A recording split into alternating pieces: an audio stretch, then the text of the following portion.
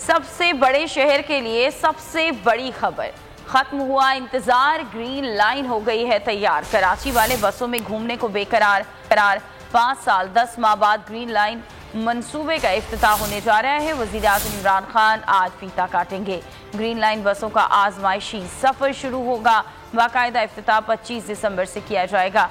सिरजानी नुमाइश 25 kilometre track पर 80 बसें दौड़ाई जाएंगी। ग्रीन लाइन का कम से कम किराया 15 रुपए मुकर्रर। ग्रीन लाइन का दूसरा फेज गुरु मंदिर से टावर तक होगा।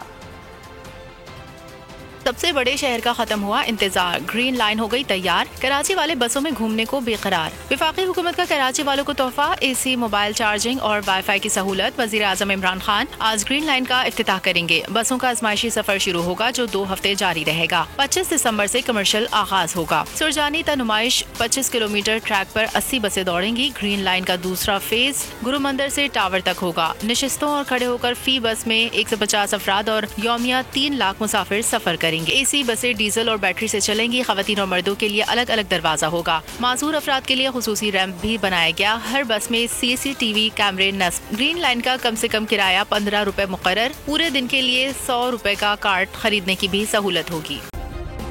सब्सक्राइब करें और बेल दबाएं ताकि कोई खबर रह न जाए।